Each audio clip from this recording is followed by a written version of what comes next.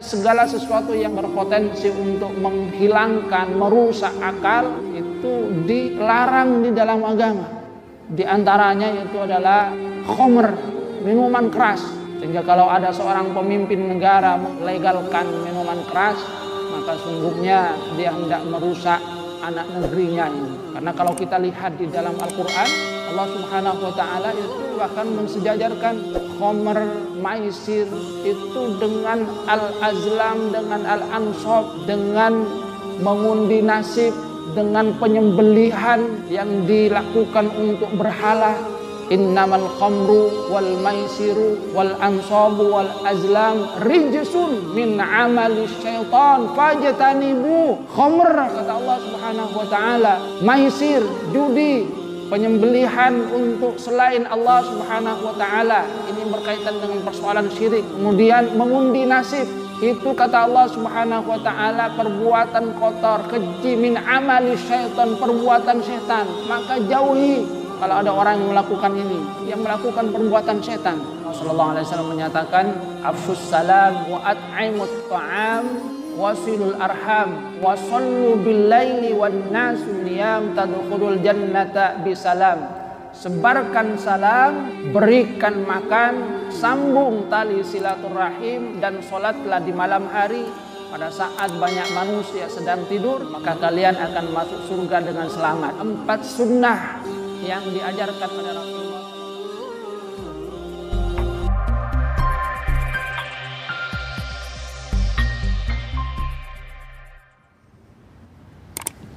Assalamualaikum warahmatullahi wabarakatuh. Innal hamdalillah nahmaduhu wa nasta'inuhu wa nastaghfiruh wa na'udzu billahi min shururi anfusina wa min sayyiati a'malina. May yahdihillahu fala mudilla lahu wa may yudlil fala hadiya lahu. Asyhadu an la ilaha illallah wahdahu la syarika lahu wa asyhadu anna Muhammadan abduhu wa rasuluhu la nabiyya ba'dah.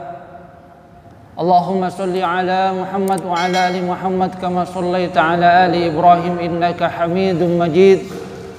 Allahumma barik ala Muhammad wa ala ali Muhammad kama barakta ala ali Ibrahim innaka Hamidum Majid. Allahumma la ilma illa ma 'allamtana fa'allimna 'ilman yanfa'una wanfa'na bima 'allamtana. Rabbana atina min ladunka rahmatan wa hayyi' lana min amrina rasyada. Rabbi shrah li sadri wa yassir li amri wahlul 'uqdatam min lisani yafqahu qawli, amma ba'du. Hadirin jamaah salat subuh rahimakumullah. Alhamdulillah, kita bersyukur kepada Allah Subhanahu wa Ta'ala alladzi bi ni'matihi tatimmus shalihat, yang karena nikmatnya semua kebaikan-kebaikan itu menjadi sempurna. Kita diberikan oleh Allah Subhanahu wa Ta'ala karunia menunaikan sholat subuh berjamaah. Mujalasah dalam zikir ini juga bagian dari nikmat yang diberikan oleh Allah Subhanahu wa Ta'ala, di mana sebagaimana yang kita kaji kemarin, innallaha yu'ti ad-dunya man yuhibbu wa man la yuhibbu. Kalau urusan dunia, Allah Subhanahu wa Ta'ala itu memberikan kepada semuanya, baik yang ia cintai ataupun yang tidak dicintai. Orang kaya itu ada yang dari beriman ataupun juga yang tidak beriman kepada Allah Subhanahu wa Ta'ala. Pangkat jabatan itu diberikan semua oleh Allah Subhanahu wa Ta'ala, baik yang dicintai atau tidak, baik mereka adalah orang yang taat kepada Allah Subhanahu wa Ta'ala ataupun tidak. Wala yu'til iman illa man yuhibbu. Tapi persoalan keimanan, Allah Subhanahu wa Ta'ala itu hanya memberi kepada yang ia cintai. Sebab banyak orang yang diberikan oleh Allah Subhanahu wa Ta'ala karunia harta, yang dia itu mampu untuk membelanjakannya dalam barang-barang mewah, Kalau memberi perabotan rumah tangga, dia loyal, dermawan. Tapi kemudian kalau giliran infak, dipilih emas ibuan. Makanya sampai ada anekdot itu kan, ada uang 100 ribuan dengan uang 1000-an. Kata yang 100 ribuan, saya ini lebih berharga dari kamu. Tapi kata yang 1000-an, iya, tapi saya lebih sering kumpul dengan teman-teman saya dibandingkan dengan kamu. Maksud kamu, coba lihat di kotak masjid itu, yang lebih banyak kumpulkan saya dengan teman-teman saya dibandingkan dengan kamu. Kamu paling berapa orang? 1, 2, 3. Kalau saya banyak ini, sering saya silaturahim dengan teman-teman saya. Anekdot antara uang 100 ribu dengan uang 1000. Kata yang 100 ribu, saya yang lebih sering kumpul dengan teman saya halaqah di masjid dibandingkan dengan kamu. Banyak juga orang yang diberikan oleh Allah Subhanahu wa taala kesempatan waktu, akan tetapi jarang yang kemudian menggunakan waktunya dalam rangka sesuatu yang diridhoi oleh Allah Subhanahu wa taala. Kalau bangun malam banyak, tapi ada yang kemudian bangun malamnya itu hanya kuat untuk nonton bola, jagongan, tapi giliran suruh tahajud langsung ngantuk dia. Ada yang mampu lari itu berapa kilo, mampu dia. Tapi giliran jalan ke masjid lumpuh. Kakinya kemudian tidak bisa bergerak. Mobilnya kemana-mana, tempat-tempat wisata semua sudah dihampiri, sudah disinggahi. Tapi giliran pergi ke masjid, bannya kempes, tidak mampu untuk pergi. Ini mengisyaratkan saya lagi, innallaha yu'tid dunya man yuhibbu wa man la yuhibbu, wa la yu'ti al-iman illa man yuhibbu. Hadirin jamaah rahimakumullah, ketika Rasulullah sallallahu alaihi wasallam menyampaikan firman Allah Subhanahu wa taala yang kita kaji kemarin, a'udzubillahi minasyaitonir rajim, qul in kuntum tuhibbunallaha fattabi'uni yuhibbukumullah wa yaghfir lakum dzunubakum wallahu ghafurur rahim. Katakanlah, jika kalian mencintai Allah, maka ikutilah aku. Allah akan mencintai kalian, memberikan ampun atas dosa-dosa kalian, dan Allah Maha Pengampun lagi Maha Penyayang. Ketika ayat ini dibacakan kepada orang-orang Yahudi, mereka menyatakan, wah, Muhammad ini menjadikan dirinya ini sebagai bagian dari mencintai Allah Subhanahu wa taala. Maka Allah Subhanahu wa taala menurunkan ayat berikutnya. Allah Subhanahu wa taala berfirman, a'udzubillahi minasyaitonir rajim, qul atii'ullaha war rasul fa in tawallaw fa innallaha la yuhibbul kafirin.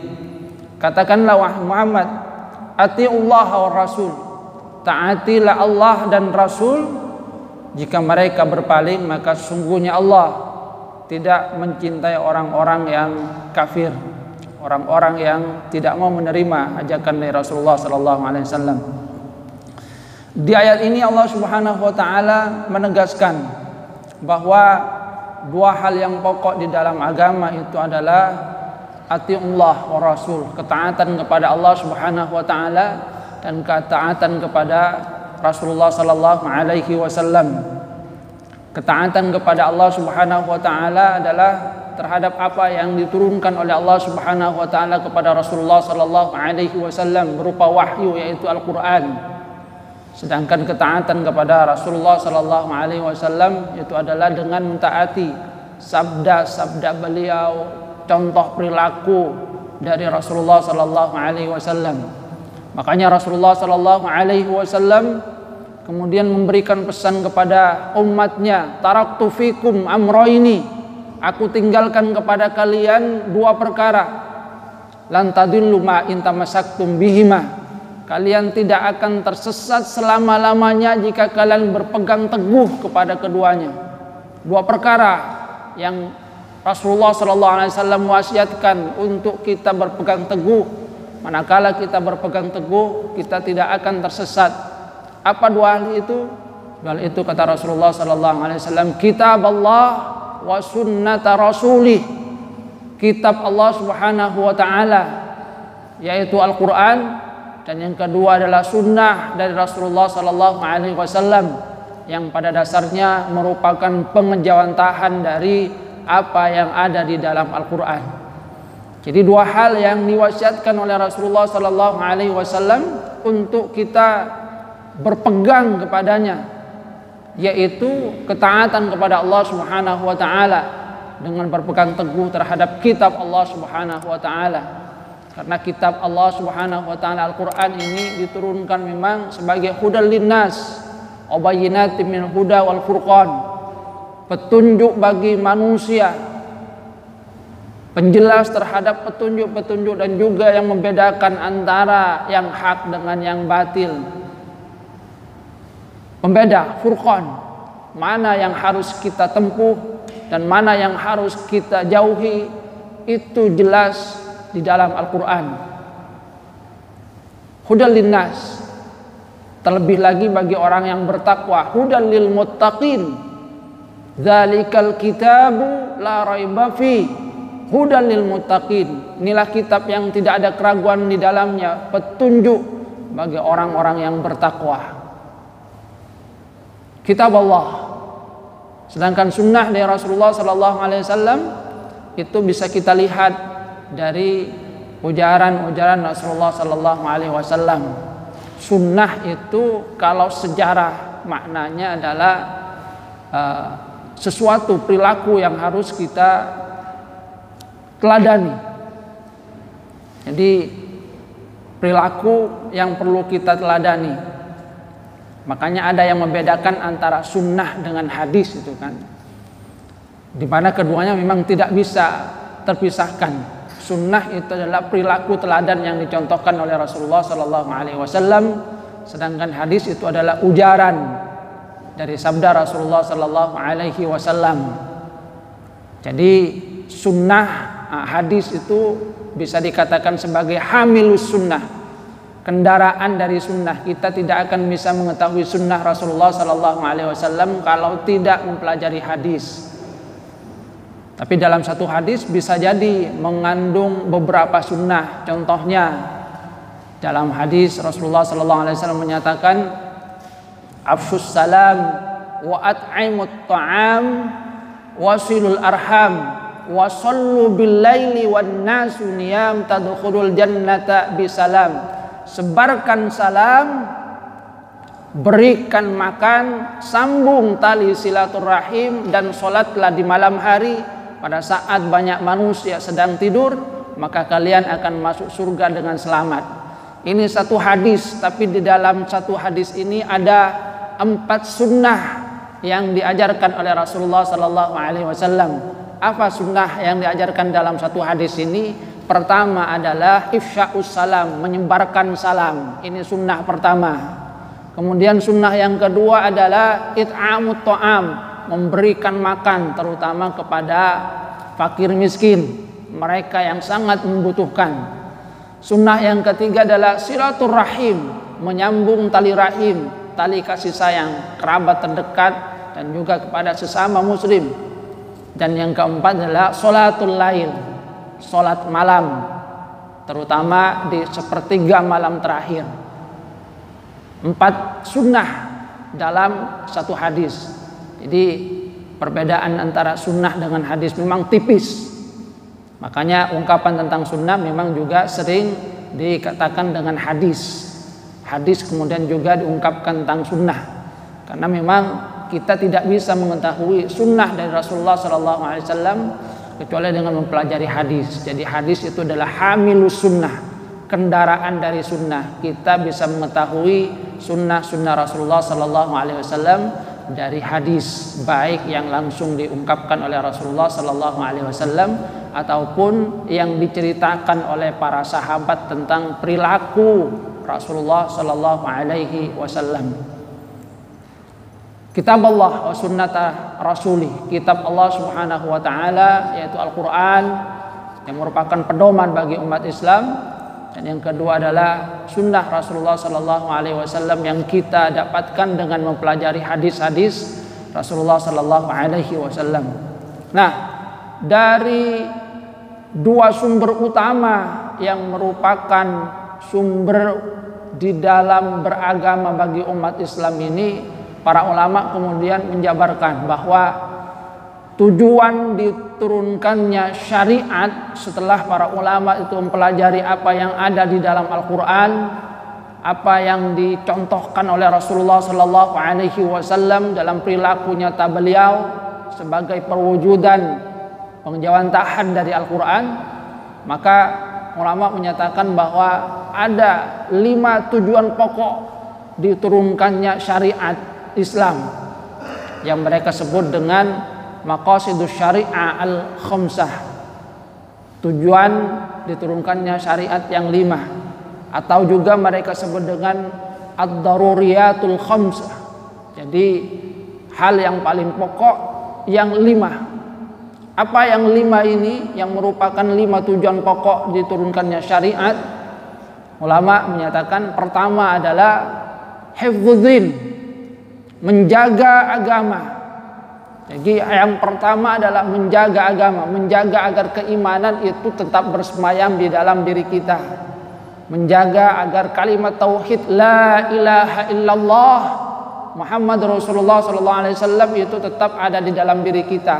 Ini hal yang tertinggi. Makanya semua daya upaya kita perjuangkan agar tegaknya kalimat tauhid di dalam diri kita itu tetap terjaga. Sehingga misalnya kita lihat di dalam surah Al-Kahfi, Ashabul Kahfi mereka harus melarikan diri, menghindar dari raja yang zalim yang berpotensi untuk memaksa mereka untuk kafir kepada Allah Subhanahu wa taala. Kenapa mereka harus menghindar?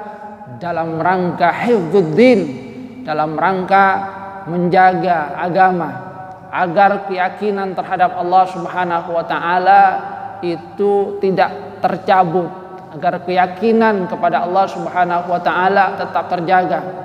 Maka hal-hal yang lainnya itu ditinggalkan. Dunia dan isinya itu kemudian ditinggalkan. Karena inilah kalimat yang harus tetap dipertahankan sampai kita menghadap Allah Subhanahu wa taala. Jadi hifdzuddin artinya ini merupakan hal yang paling utama. Memang kemudian ada rukhsah bagi mereka yang tidak kuat, yang penting keimanannya kemudian tetap terjaga. Illa man ukriha wa qalbuhu mutmainnun bil iman, kecuali yang terpaksa dia pura-pura mengucapkan hal yang bertentangan dengan apa yang ada dalam dirinya. Tapi kata Allah Subhanahu wa taala wa qalbuhu mutmainnun bil iman, tapi hatinya itu tetap mutmainnun bil iman, tenang di dalam keimanan, di dalam dirinya itu tetap mengucapkan kalimat tauhid walaupun karena terpaksa ketika disiksa dan siksaannya itu sangat melampaui batas seperti yang terjadi pada keluarga Ammar. Maka ada di antara keluarga Ammar yang meninggal, tapi ada juga yang terpaksa mengucapkan kata-kata yang bertentangan dengan tauhid ini. Tapi Allah Subhanahu wa taala memberikan maaf. Kenapa? Illa man ukriha wa qalbuhu mutmainnun bil iman, kecuali yang terpaksa namun hatinya itu tetap tenang di dalam keimanan. Jadi tetap di dalam dirinya meyakini bahwasanya la ilaha illallah, tidak ada Tuhan kecuali Allah Subhanahu wa taala. Makanya adanya perang itu juga bagian dari hifdzuddin, menjaga agar keyakinan keberagamaan itu tidak terkoyak. Perintah untuk melawan orang-orang kafir Quraisy ketika mereka memerangi umat Islam, salah satu tujuannya adalah supaya mereka itu tetap bisa mempertahankan keimanan kepada Allah Subhanahu wa taala, agar tidak terus dirongrong oleh orang-orang kafir Quraisy. Maka kemudian dilawan, mereka kemudian dilawan dalam rangka mempertahankan kalimat tauhid yang diyakini oleh umat Islam. Jadi ini hifdzuddin yang pertama menempati urutan yang paling atas. Jadi urutan yang paling atas adalah hifdzuddin, menjaga agama. Kemudian di bawahnya itu adalah hifdzun nafas, menjaga nyawa. Jadi menjaga nyawa. Karena nyawa ini adalah karunia dari Allah Subhanahu wa taala. Maka semua hal yang berpotensi untuk menghilangkan nyawa dilarang di dalam agama. Bunuh diri dilarang, karena nyawa ini adalah karunia dari Allah Subhanahu wa taala. Tidak ada yang berhak untuk mencabutnya kecuali ada hal yang memang dibolehkan di dalam agama. Misalnya qisas. Itu bagian dari hal yang karena dia pertama kali yang menyebabkan hilangnya nyawa, maka kemudian terjadi qisas. Maka yang melakukan qisas ini adalah atas dasar perintah agama.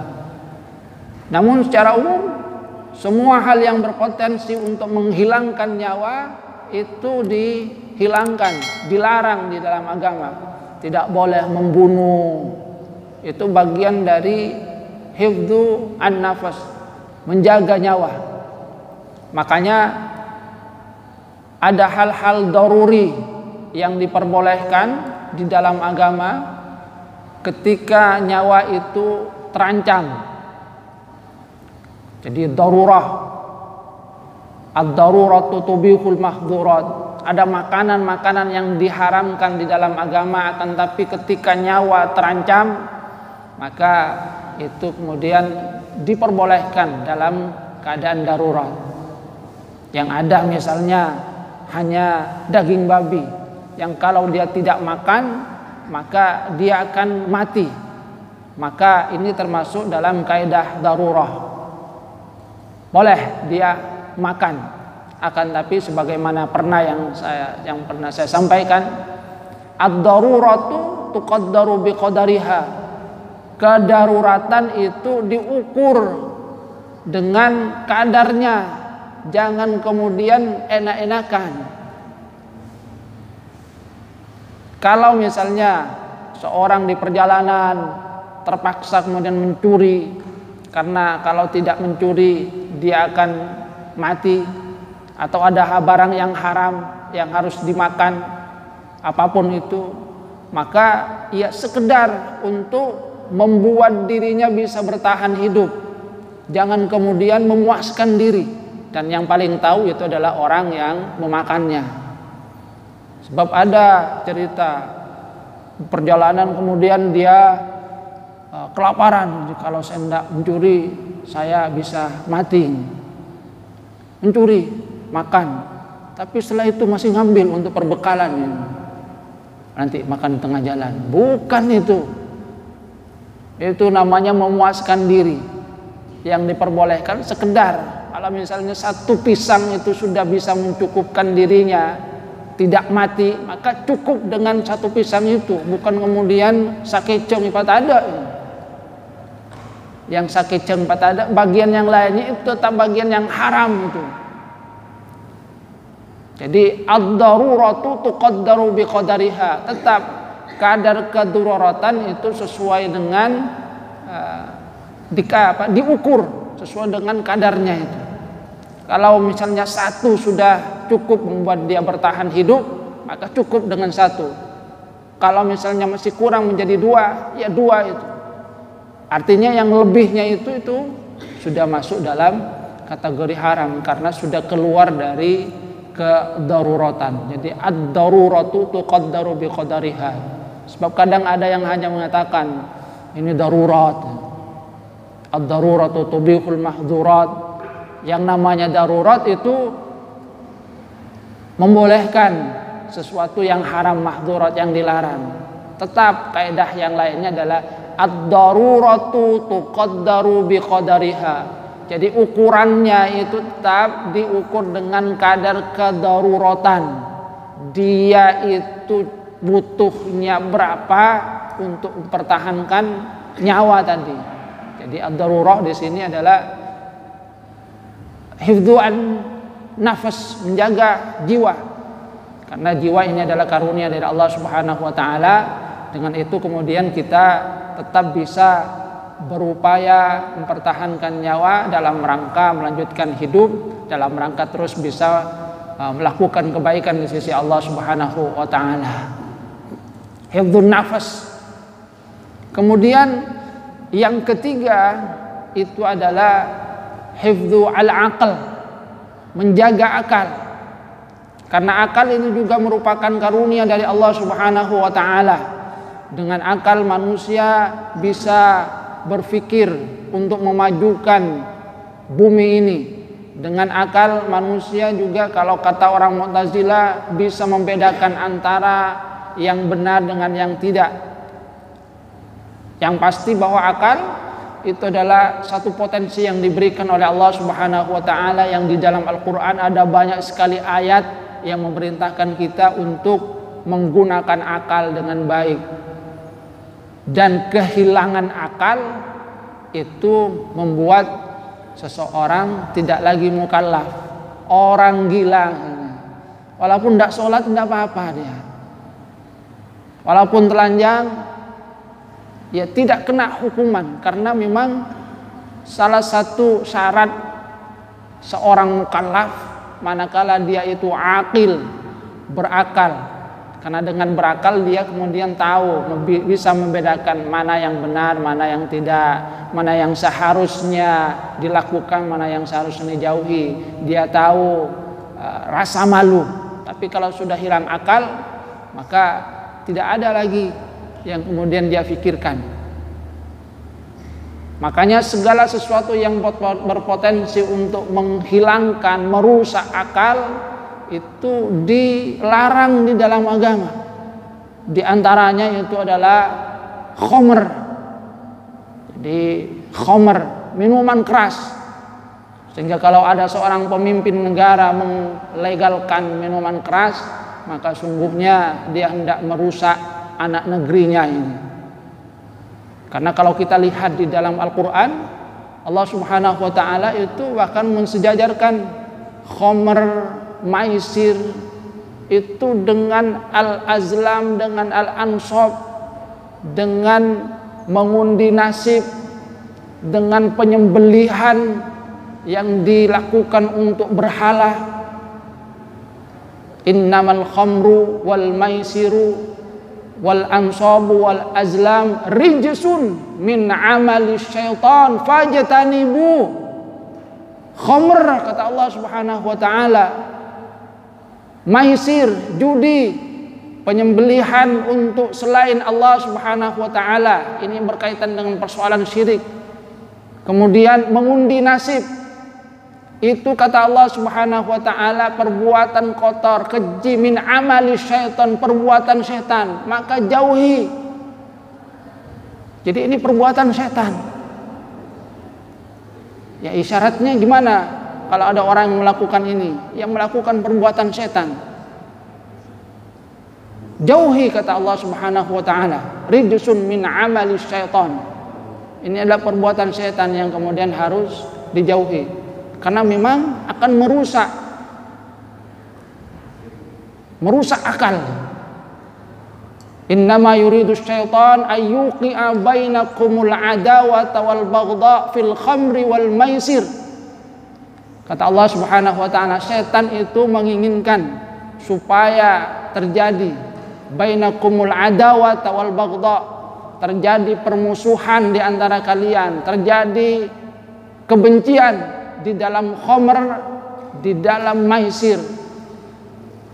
Karena sudah hilang akal, maka orang itu ya mabuk-mabukan, bisa jadi akan membunuh, bisa jadi kemudian bertengkar, berzina.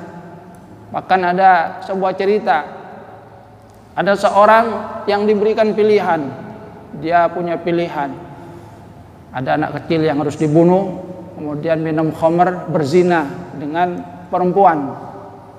Maka dia, saya pilih khamr saja, karena dia pandang bahwa membunuh itu menghilangkan nyawa, berzina itu dosa besar.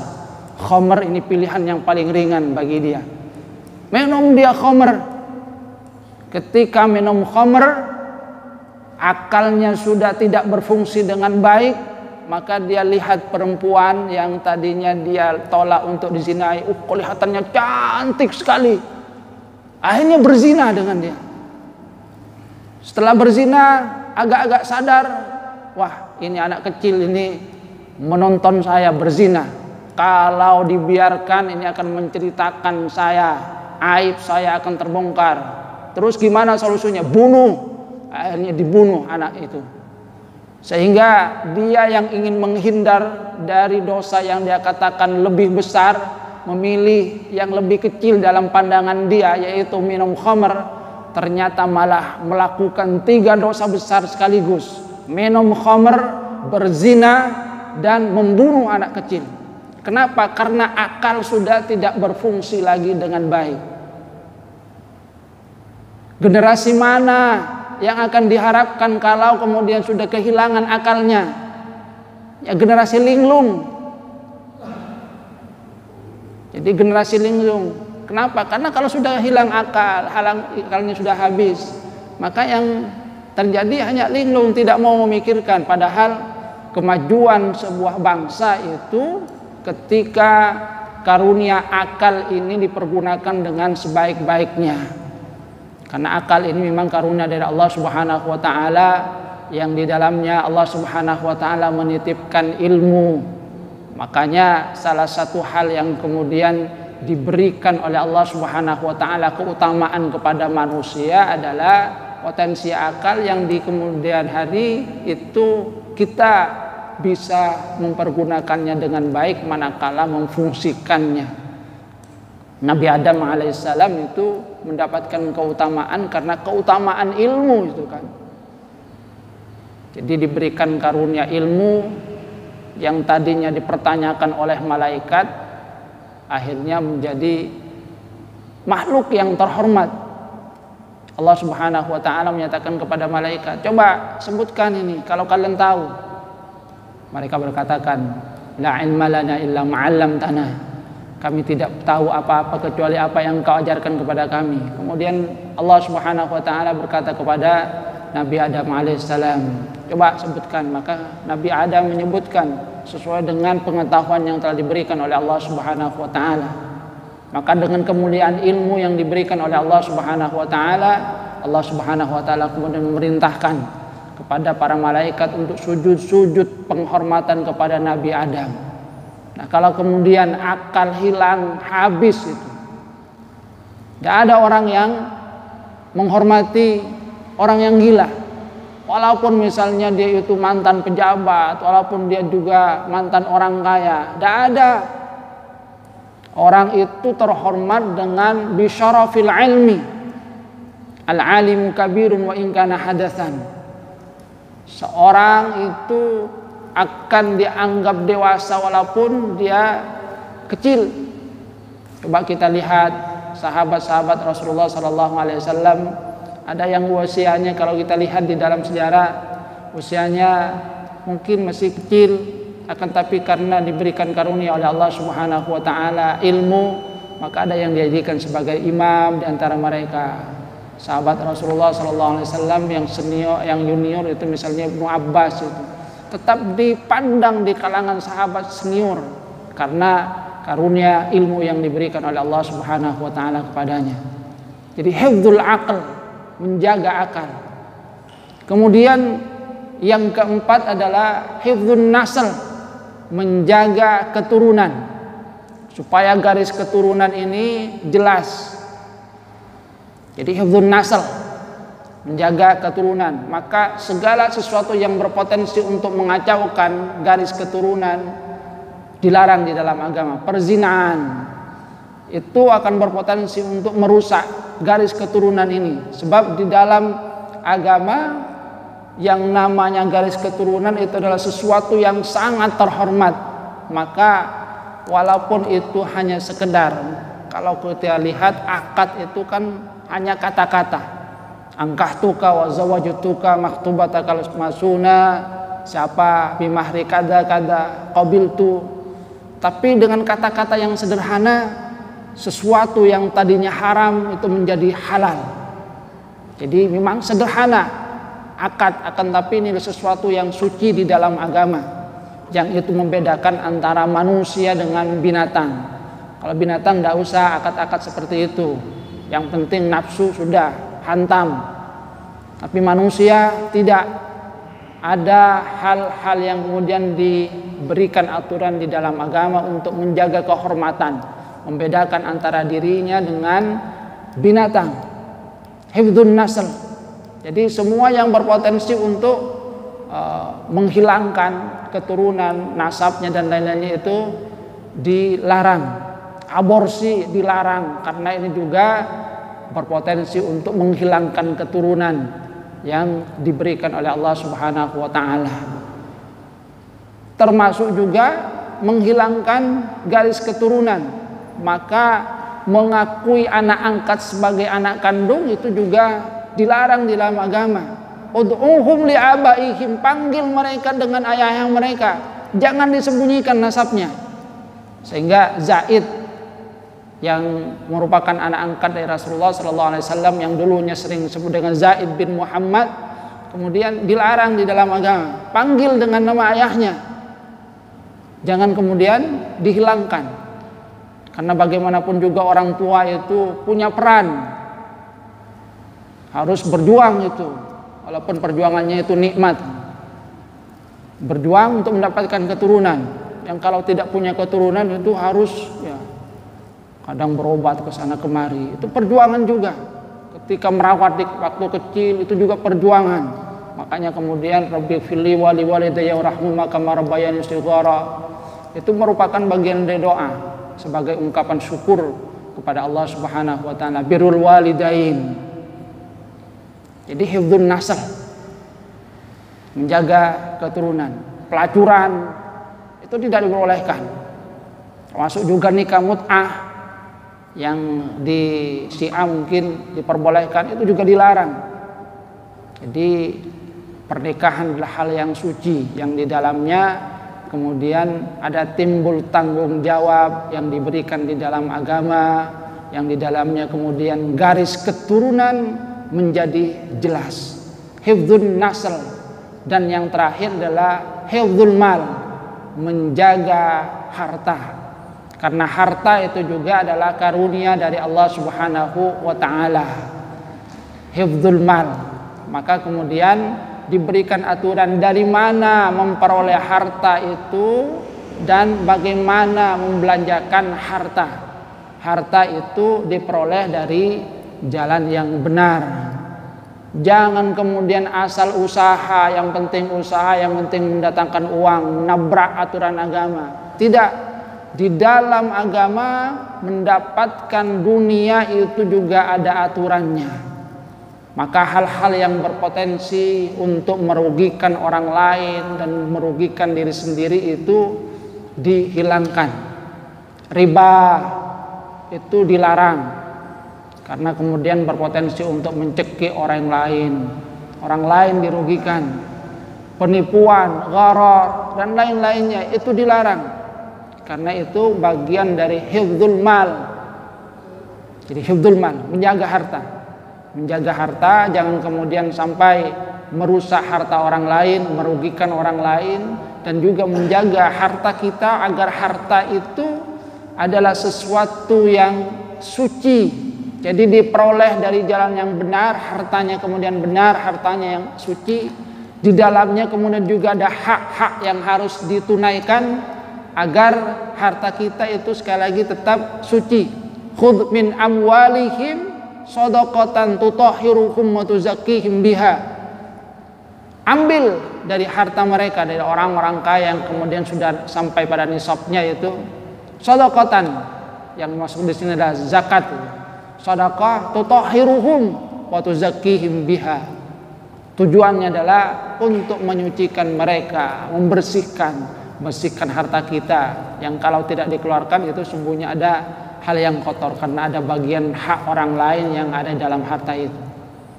Jadi di dalam memperoleh harta itu ada aturannya, mengelola harta itu juga demikian, membelanjakan harta juga demikian.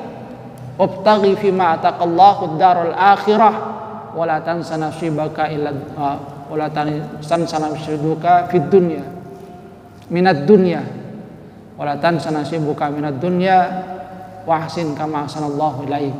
Jadi wabtaghi fima ataqallahu ad-darul akhirah, tujuan utamanya adalah tetap kampung akhirat, tapi jangan lupa bahwa kita hidup di dunia, maka gunakanlah itu untuk hal-hal yang sifatnya dunia sesuai dengan kadarnya.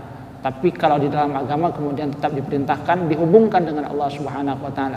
Hifdzul mal. Jadi menjaga harta. Makanya di dalam hadis Rasulullah sallallahu alaihi wasallam kalau berkaitan dengan harta itu kan dua pertanyaannya. Kalau berkaitan dengan jiwa, dengan waktu, itu pertanyaannya satu. Bagaimana cara kita menghabiskannya? Bagaimana cara kita mempergunakannya? Tapi kalau perkara harta, min ainak tasabahu wa fima anfaqo. Dari mana dia dapat dan untuk apa dia gunakan? Pertanyaannya dua. Jadi mengelola harta, hifdzul mal. Jadi segala sesuatu yang kemudian berpotensi untuk merusak kesucian harta yang kita gunakan itu dihilangkan. Jadi ada aturan-aturan, bukan asal usaha. Jadi bukan asal usaha yang penting ini mendapatkan uang, ekonomi tumbuh. Tetap di dalam harta yang barokah, di situ kemudian ada keberkahan. Dan dua hal ini sesungguhnya adalah kunci keberkahan di dalam kehidupan manusia. Jadi ketaatan kepada Allah Subhanahu wa taala, kepada Rasulullah sallallahu alaihi wasallam, itulah kunci dari keberkahan, termasuk keberkahan sebuah negeri. Itu tergantung bagaimana mereka itu taat kepada Allah Subhanahu wa taala, taat kepada Rasulullah sallallahu alaihi wasallam. Walau anna al-qura amanu wattaqau la fatahna alaihim barakatim minas sama'i wal ard. Ini janji Allah Subhanahu wa taala.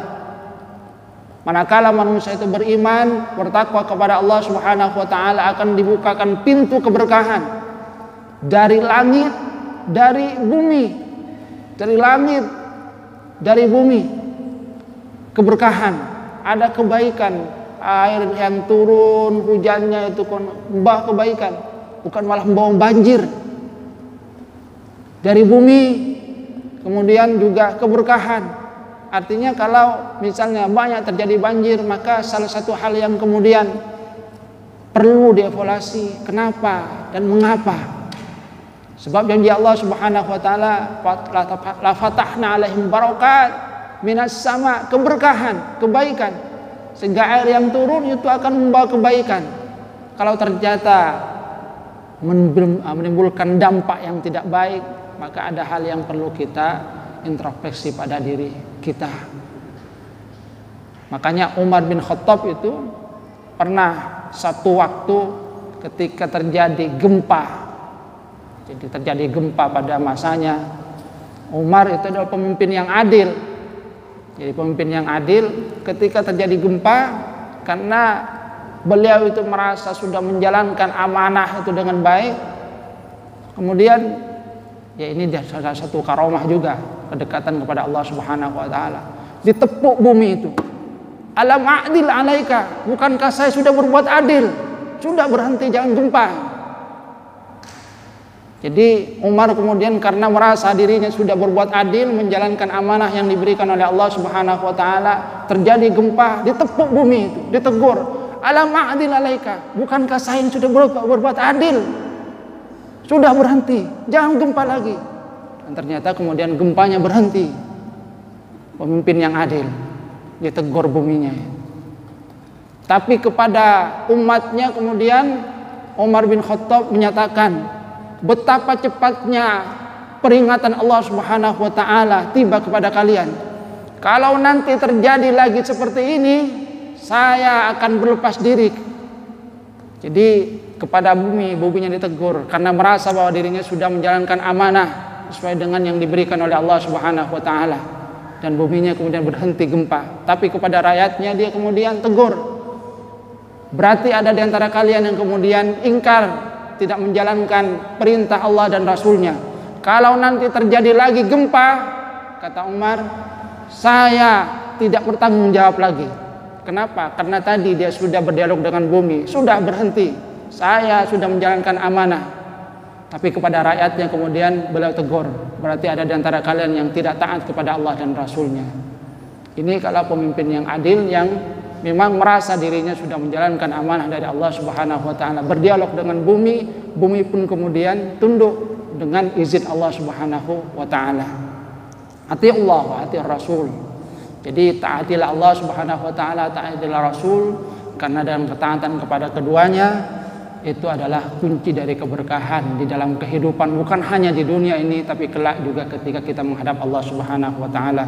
Mudah-mudahan kita diberikan ma'unah oleh Allah Subhanahu wa taala, bisa taat kepada Allah dan Rasulnya dengan sepenuhnya, dan kemudian kita diberikan keberkahan agar keimanan yang ada pada diri kita tetap kita pertahankan sampai menghadap Allah Subhanahu wa taala.